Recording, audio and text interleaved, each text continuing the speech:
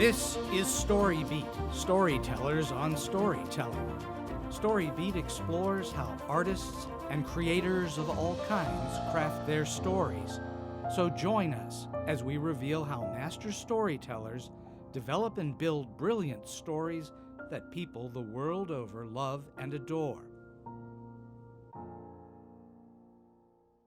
I'm Steve Cuden, and welcome to StoryBeat, coming to you from the Center for Media Innovation on the campus of Point Park University in the heart of downtown Pittsburgh, Pennsylvania. My guest today, Marty Schiff, is an actor, director, producer of some distinction. Marty began working in community and regional theaters in Pittsburgh, which led to over 40 years of working in every aspect of the entertainment industry and to over 300 credits on a wide assortment of projects. His film career started quite auspiciously. When Marty was still a theater student at Point Park College, now Point Park University, he was cast to kill zombies in a mall in George A. Romero's original Dawn of the Dead. That would foster a friendship and professional relationship with Mr. Romero that's lasted over 4 decades. Marty has guest starred on dozens of TV shows, including such TV series as The Book of Lists with Bill Bixby, Dallas, Knight Rider, and NEWHART. As cable TV emerged as a viable TV viewing competitor, Marty helped to pioneer the Nickelodeon network with its groundbreaking series Out of Control. It was the very first series produced by Nickelodeon for Nickelodeon and would set the stage for the network's style and meteoric success. Marty also found great success by working with The Gold Company as their director of development. Their project, In Living Color, would change television forever and would launch the careers of some of today's most prominent talent, including the Wayans brothers and Jim Carrey. Other projects that he helped develop at that time were Ace Ventura, BLANKMAN, and more. After returning to Pennsylvania, Marty helped to launch the National Shopping Network, Be Well TV, and the Golden Sports Network. He also achieved worldwide distribution for his project, George A. Romero Presents Deadtime Stories. Currently serving as Vice President of Jeffrey Martin Global Media, Marty continues to develop and find broadcast outlets for indie film and television content. He's currently working on children's horror and sports-related program. Children's horror is a whole other genre. For the record, Marty and I have been teaching in the Cinema Arts Department at Point Park University for the past few years, and so it is great pleasure for me to have my very good friend Marty Schiff join me today on StoryBeat. Welcome, Marty. Thank you, Steve. It's great to be here. Oh, well, thank you for bothering to come down. I'm really glad you're here. here. Never a bother, Steve. I'm sure you get asked this all the time, but how does one go about getting a job killing zombies? Well, you know, in Pittsburgh, I actually hold the distinction of the Pittsburgh Triple Crown, which is I've been a zombie, I've been killed by a zombie, and I've killed a zombie. And really, the way I got involved in the whole thing was just by sheer luck, in a way. John Amplis, who teaches here in the theater department, was doing casting for Dawn of the Dead and came to Point Park to find some people to do stunt zombie work.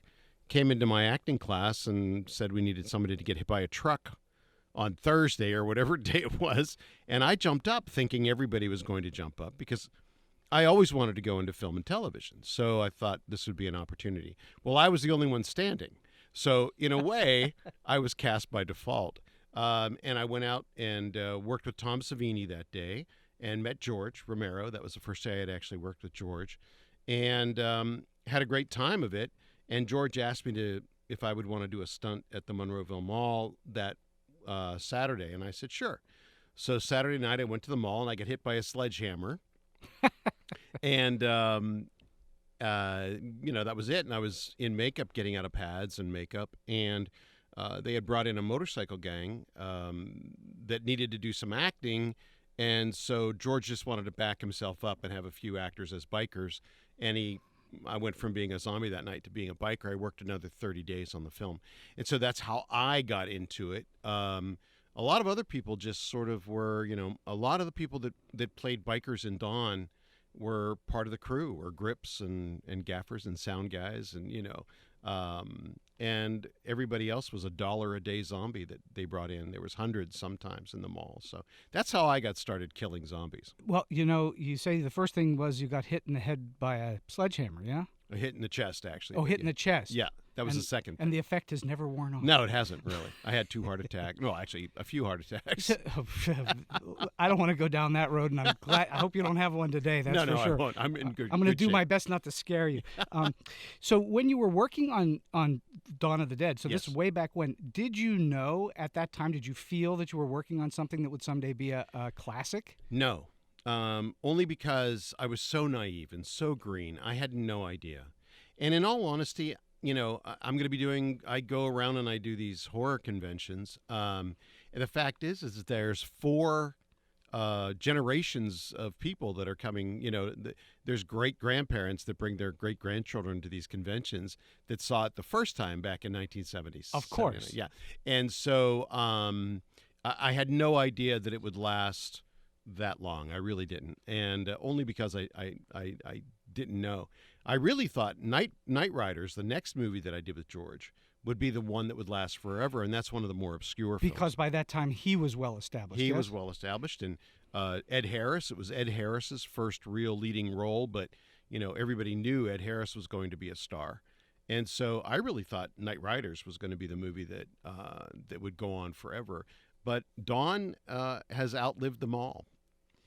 Well, okay, so you've had the great good fortune of working in lots of different parts of the entertainment industry. You've been an actor, a director, you've written stuff, you've produced, you've been a distributor. That's quite a wide range of different things. Most people go down one sort of chute and they stay down that chute. You've done all sorts of things. If you were told right now you can only pick one for the rest of your career, would there be one that you would pick over the others? It would probably be producing. Producing. You like producing more than acting? I do, at this stage of my life. Acting is still fun. Occasionally I still do it. But directing and producing are really where, I really love it. I love to be able to sit back and... What is it about producing that you love so much?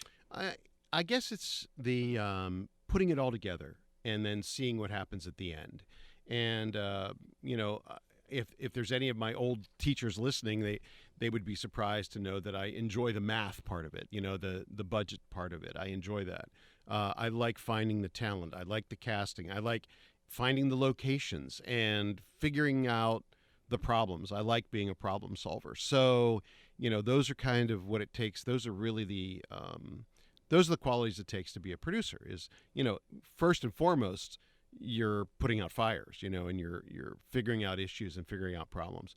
And I really enjoy that. To me, it's like a big puzzle. And I like the puzzle aspect of it. Well, clearly what you've basically your whole life has been leading to being something like a producer because you've had so many different experiences on so many different levels. That allows you to understand and empathize with people and what they're doing and to understand how it all gets put together. That's right. And that really started here at Point Park. When I came to Point Park, the school was bankrupt. The Playhouse had gone bankrupt and lost all of its professional crew. So as students, we were responsible for everything at the Playhouse. We built shows, we lit them, we painted them, and then we acted in them. So we stage managed, technical directed, and fortunately,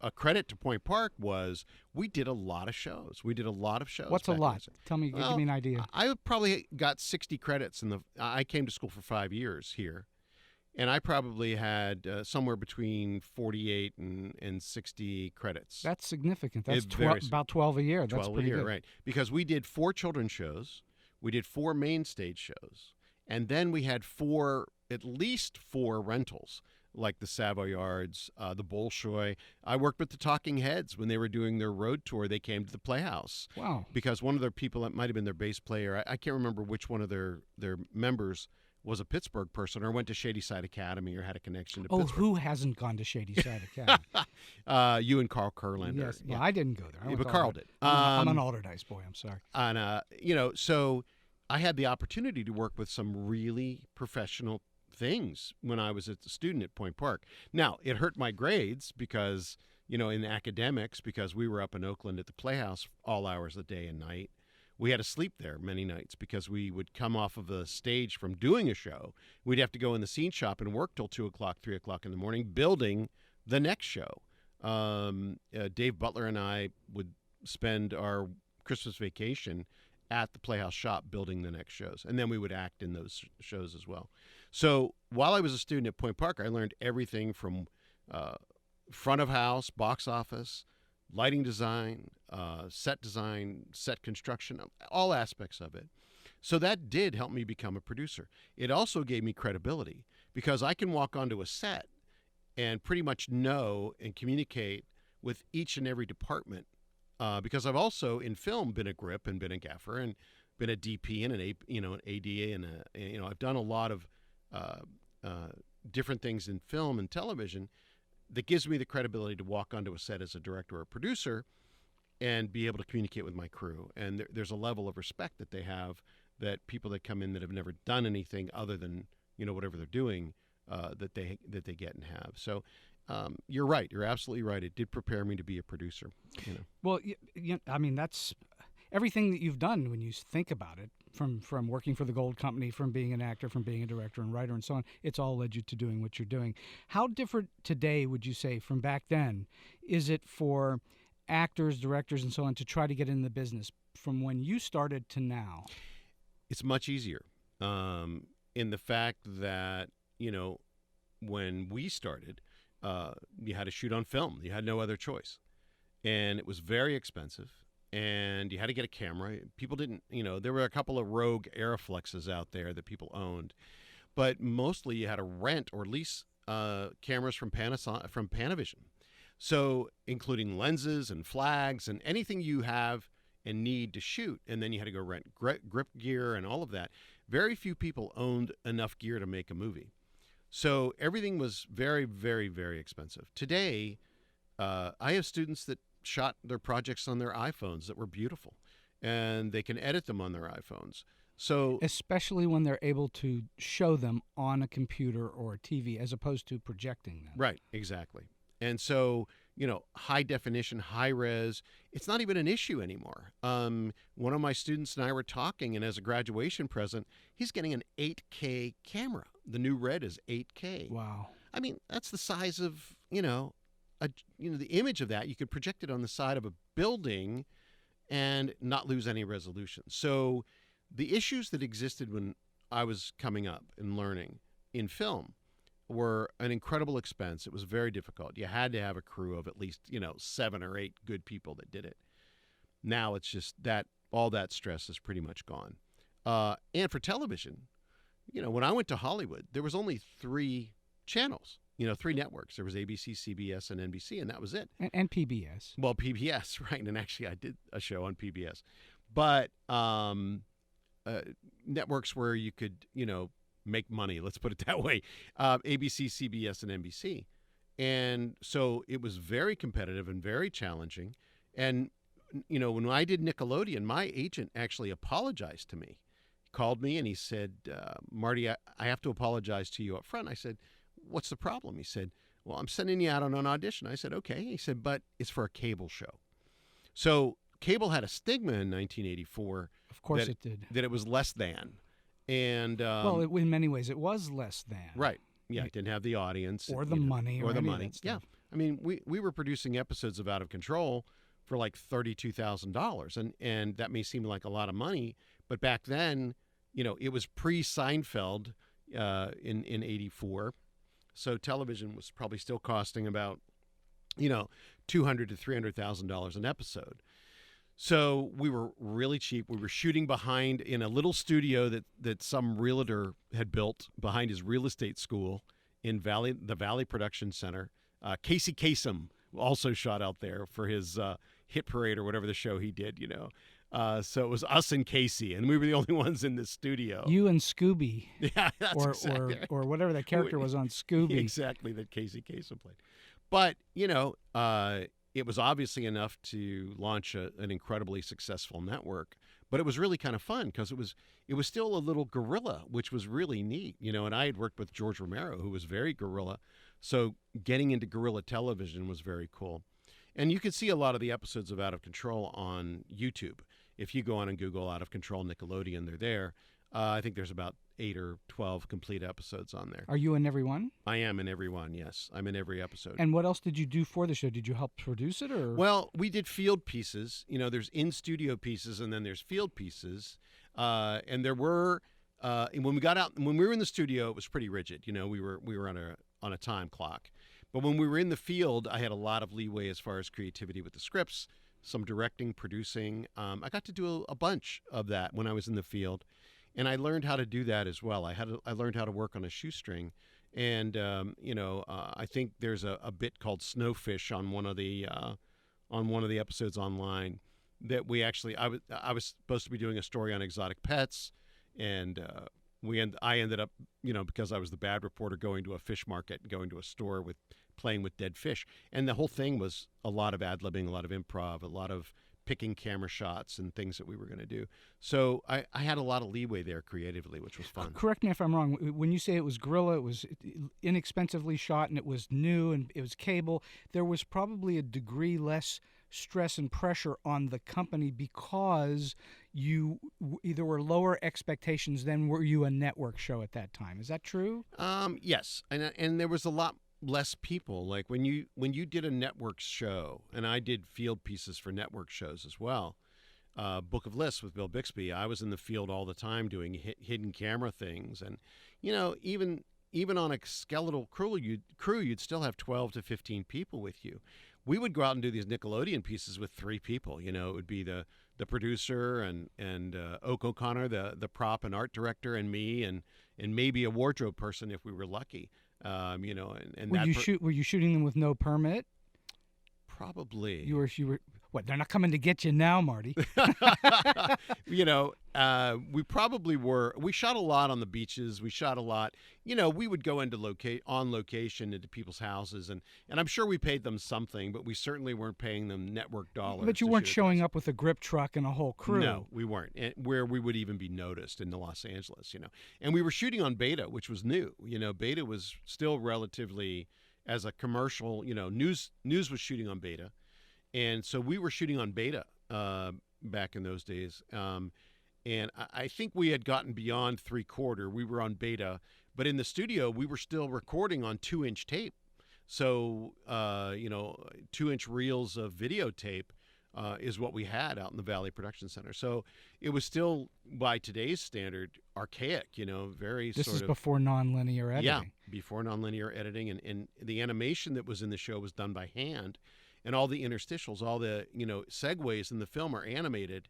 And that was all done by hand back in those days. So, yeah. Did you help to write any of those episodes?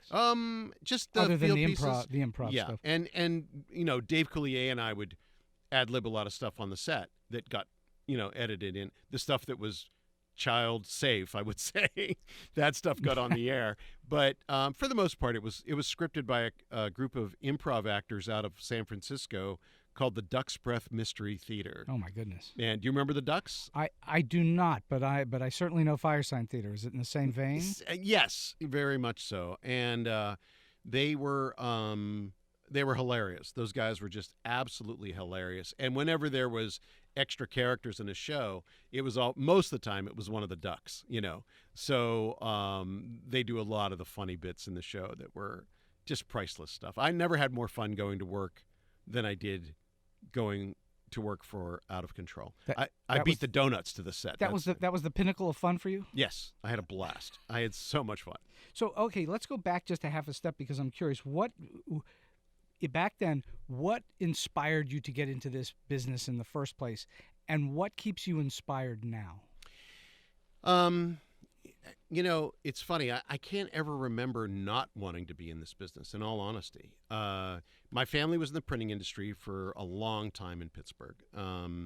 And it was just assumed that if you were a Schiff, you would grow up and be a printer, That sounds like the beginning of a bad joke, Marty. I'm sorry. But it's true. And so, but at the age of 10, I told my parents I was going to Hollywood and I was going to change my name to Tim. At 10? At 10. Wow. Yeah. And I remember exactly where I was. And change your name to Tim? Yes. It just sounded better than Marty. I don't know why. Tim Schiff? Yeah. Did you keep the Schiff? Maybe. But change the Marty? Yeah. Okay, so you knew early on. Very early. Were you a class clown? Were you a cut up? Yes. And I was a terrible student because I was so busy thinking of the next joke.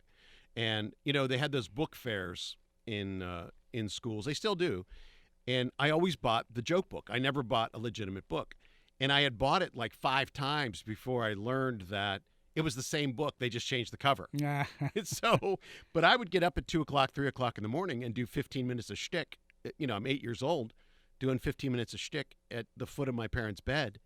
And my mother would always wake up and laugh and applaud. And my dad would just say, we need to send him away. He needs professional help. But Eric Gold, who I mentioned earlier, Eric and I, were born pretty much 17 days apart. We both decided we were going to Hollywood. Were you neighbors? Yes, we were neighbors. So explain for the listeners who Eric Gold is, because he's known to some, but maybe not to all. Well, Eric was very instrumental in the careers of Jim Carrey, Ellen DeGeneres, the Wayans brothers that you mentioned earlier. Eric really helped drive a lot of pop culture in the 80s, even music-wise. And very creative it was what he did in the business. And he did very, very well and still is involved in the business. Eric and I were best friends. Our dads were best friends from nursery school. Wow. And our moms were very good friends from high school on. They also went to Alderdice, your alma mater. But they were very friends. So Eric and I it was a natural to be friends. And we still talk 3-4 times a day. I'm the godfather of his children. He's the godfather of mine. We still talk all the time. We visit with each other every so many months.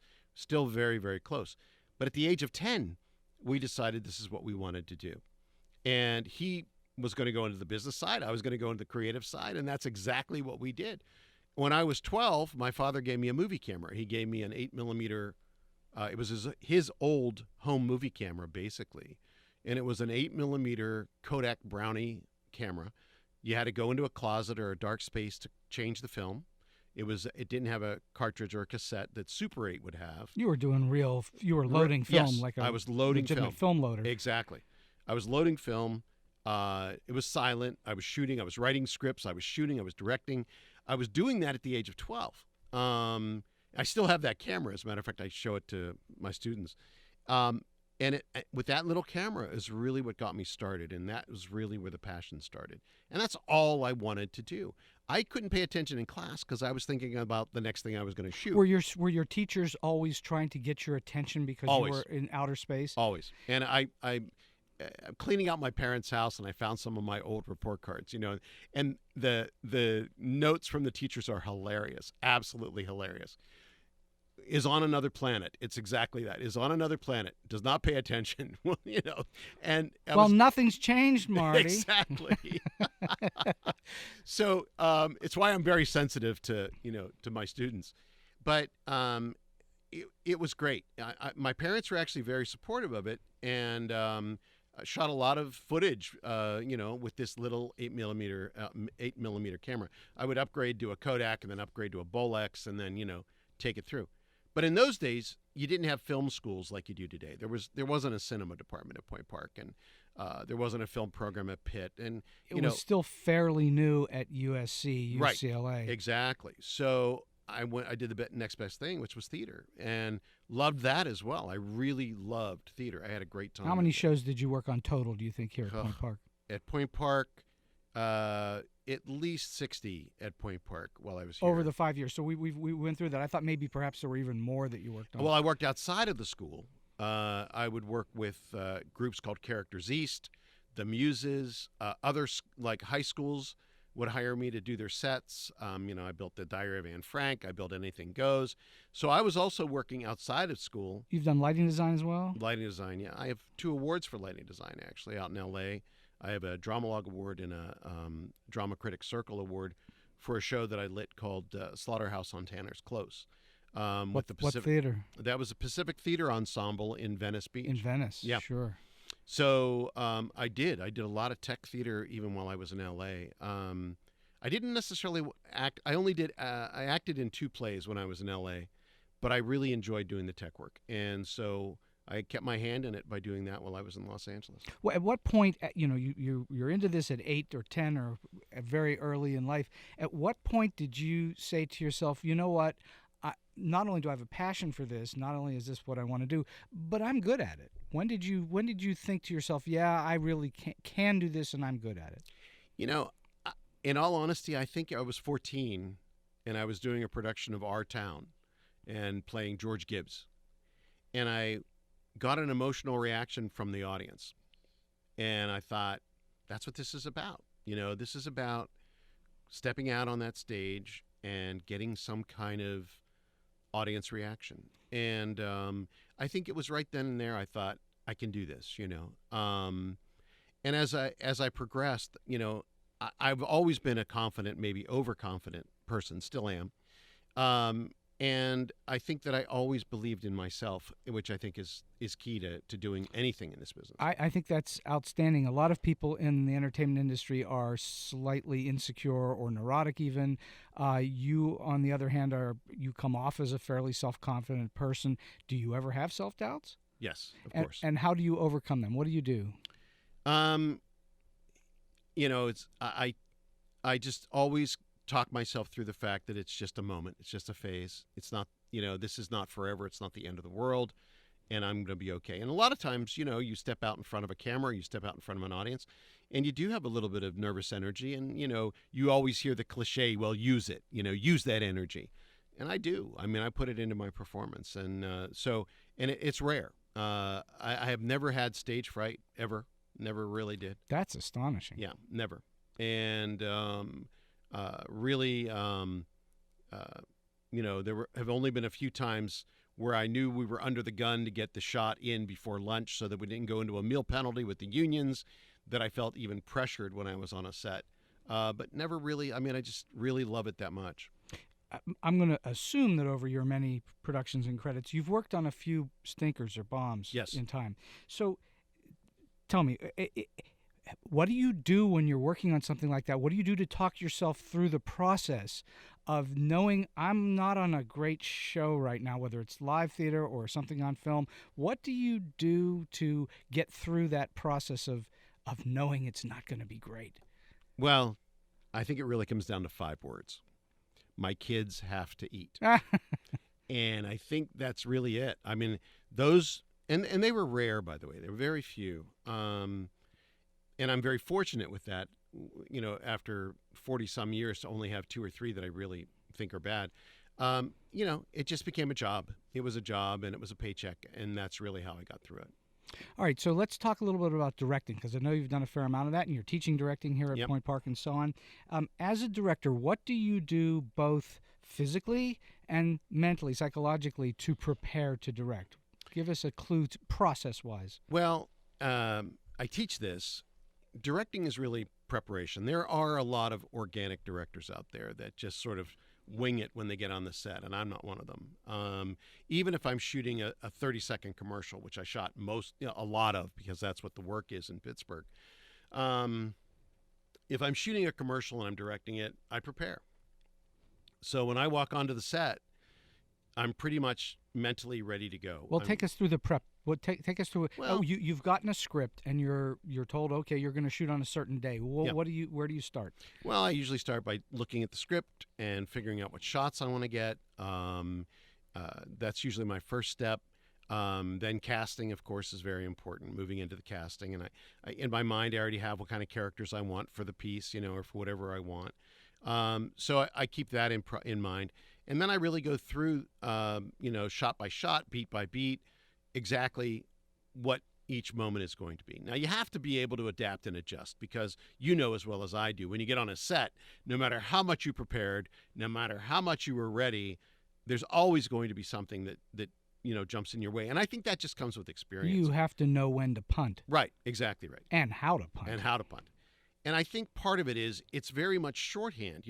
For me now to sit and actually have to think through the process, which comes very naturally to me now. I have to say, okay, but really that's it. And then we get ready to go as a director. As a producer, there's a million other things that you have to do. But as a director, I just prepare mentally. I protect on paper. I'm ready to go. I walk onto a set. I'm ready to to go for it as best to plan as I can. And it's really all about planning. And if there's young filmmakers out there listening, don't think that the lower the budget, the lower the preparation. It's exactly the opposite. Oh, in fact, it's right. Yeah, More. the lower the budget, the more you have to prepare and be ready to go, because you only have maybe 5 takes to get a shot. You don't have 35 or 50 takes. You only have 3 to 6 takes to get something right. So you have to be ready, and it really comes down to the preparation. But have you found, like me, that frequently the more limited you are, to a certain extent, but the more limited you are, the more creative you actually get? Yes, and that's because, at the core of who we are, we're creative animals, and that's the fun part about it, where we have to use our creativity to get ourselves out of a situation. And to me, that's the fun part about it. That does not scare me. I'm not afraid of that. You're a pretty good thinker on your feet. On my feet, yeah. And actually, that's one thing that scares me about getting older is, like, when am I going to lose that edge? Have I already started to lose it? That's one of the things I think about as I get into my 60s. I think about that. And but for now, I seem to still have it, still keep doing it, and but that's it. That's the fun part about it. Actually going off the plan and figuring out a solution to something is really fun. All right, so we know that part of your inspiration in your world is I've got to feed my children. Yeah. Which I think keeps a lot of people jumping around doing what they're doing. If you had your druthers, if feeding your children was not a problem, you had more money than you knew what to do with, and you could choose any kind of story in the world to work on, what kinds of stories would you go for? That's a really good question, because I would do them. If I had money and could do anything, I'd do them all. I would do everything. I would stay away. What would you go for first? I would go maybe like a nice little romance character relationship film. Romantic comedy. A romantic comedy, a rom-com. I think I would try that. I've done horror. I haven't done a lot of action thrillers. I'm just not your James Bond, Mission Impossible type. But those don't interest me as much as keeping it small and fun, and something like a Grosse Pointe Blank, that's got a little bit of John Cusack. Yeah, like a John Cusack kind of a film where there's a little bit of drama, a little bit of adventure, but it's also fun. That would be my a Coen brother project. Coen brother style project would be fun. That's what that to you is what makes a good story good, is that kind of quirky, offbeat, yes, fun, but yet has a serious undertone to it. I mean, the Great Lebowski, I think, would be The Big Lebowski. I'm sorry, The Big Lebowski. The Great Lebowski would be the sequel. If That's correct. But The Big Lebowski is great as far as saying what kind of film I would like to direct, something along that line. Okay, so when you are looking for something to how do you find, you're in Pittsburgh now, obviously. There's a limitation to what you can find in Pittsburgh. Pittsburgh is not LA, it's not New York. And I'm sure that lots of folks in your shoes have similar issues in terms of finding different things to do when you're looking. Is there a place that you turn to, or is there a place where you can turn to in Pittsburgh? Or not? I think that the best answer to that is just stay, in touch with what's happening. Keep your thumb on the pulse. Network. Keep your friends, in touch with, abreast of what you're doing, and hopefully they'll do the same for you. And I think that's really the thing. It's just keep networking, and that's really the best source. There's the film office. There's all kinds of things that are happening. As I said, I do a lot of commercials and things now. People tend to come to me to do those things. So I'm not really out there shopping that, looking for that. And that whole landscape has changed too because of the technology. I mean, the money is really not what it was even 5 years ago in that business. So what I enjoy about teaching right now is that at my age, it's harder to go out and do the hunt. It's harder to do what I did in my 30s and 40s, which was going out and finding the next job all the time, which is what our business is all about. The nonstop hustle. The nonstop hustle. Yeah, even in Pittsburgh. I mean, you're always trying to find the next job. Did you find it was less difficult or more difficult in L.A. than here? I mean, there's whole two different worlds. Yeah, it was less difficult in L.A. because I had an agent. When I was in L.A., 90% of the work was being done in L.A., so there was still a lot of work out there. I Well, there's auditioned. still a lot of work out there. Oh yeah, it's a third of production is in Los Angeles right now, which is still 200, 300 films and thousands of TV shows. But when I was out there was a lot of work. I had a great agent. I had great established agents, and so in a way it was easier. And one job out there equaled 10 jobs here, money wise, because here people tend to pay minimum wage. Out there you sort of work your way up. Every job after every job, you increase by at least 10% because your agents are able to get that for you. So by the time I had worked in television for 5 years, I could work 2-3 days a month and make a really decent living. And if one of those days was a national commercial, which I did several nationals, you worked one day and you got residual checks for years on that. I had a Little Caesars Pizza commercial. If you Google pizza, yeah, well, yeah, pizza. But if you Google 90s arm wrestling Little Caesars Pizza, it's actually on YouTube, that commercial. It ran for 3 years, and every 21 months it gets renegotiated. So you continued to collect residuals off that. Not now, but for 3 years I did. Yes. Wow. Yeah. So I worked one day essentially, and for 3 years made a nice living off of that commercial. Okay, so my guess is over time you have had your share of really oddball experiences with either actors or directors or whatever on sets. Give us a great story, just one good story that's like really bizarre or out there, something you can't believe someone did on a set or how that worked out. Well, there's so many, Well, give us two then. I've been a class clown since I was 6, so I'll give you one. We were doing Creepshow, and Stephen King was on the set, of course, because he wrote Creepshow. And we were shooting the sequence with Leslie Nielsen out in New Jersey on the beach, and we were all the grips and crew were hanging out in a room, having a couple of beers and playing guitars. And there was another grip who also went to Point Park, actually, Michael Listorti, who looked like Charlie Manson. So he would be Charlie Manson, and I would be Tom Schneider. And Tom Schneider was a TV interviewer back in the 70s and 80s. And so Stephen King came in to have some beers with us.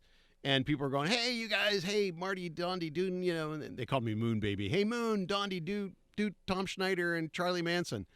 So we launched into Tom Schneider and Charlie Manson. All of a sudden, Stephen King stands up and runs out of the room. I thought, oh, my God, we freaked out Stephen King. How could you freak out Stephen King? So the next morning I went to George at breakfast. I said, I just got to tell you something, man. I said, I think I freaked out Stephen King last night. He said, what's up? He said, well, Dondi and I do, Tom Schneider and Charlie Manson. George goes, yeah, I love when you guys do that. And I said, yeah, well, I don't think Steve loved it. He said, what happened? I said, well, we were doing it.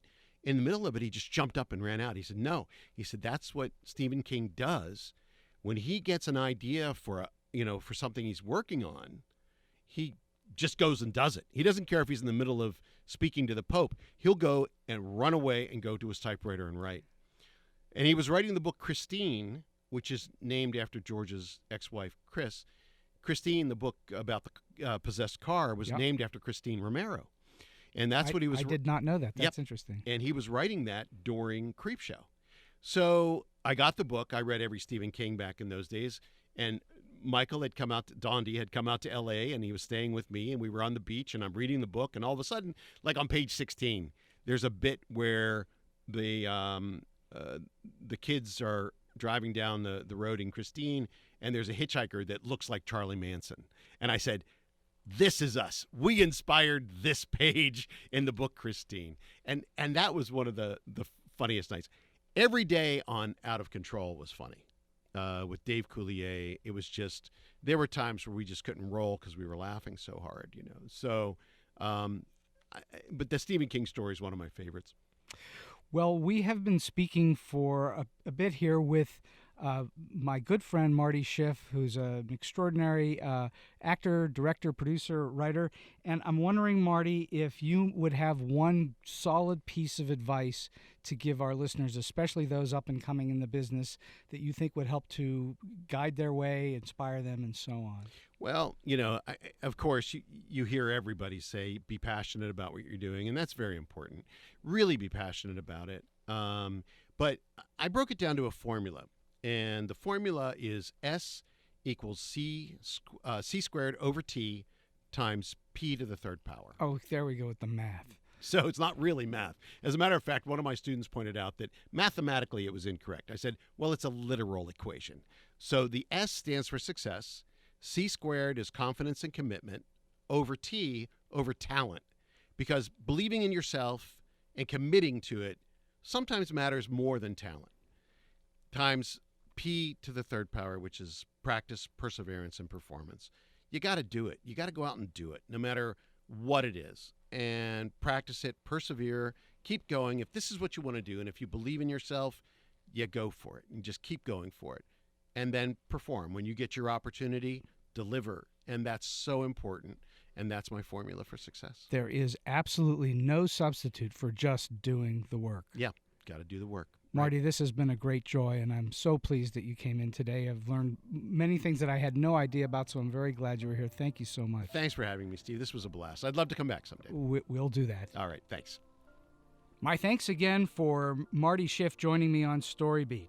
Today's StoryBeat tip, one of the secrets to making great characters great is to put them under a lot of pressure and then don't let up. Pressure forces characters to make choices. The choices that a character makes tell viewers all about the character without your having to actually say it. Put your protagonist in a pressure cooker and see what happens. You, the writer, can't make the mistake of feeling sorry for your protagonist. The journey that every protagonist takes ought to be extremely challenging every step of the way. You must put the hero through hell. Think of it this way. Your story should begin with the protagonist pinned to the floor.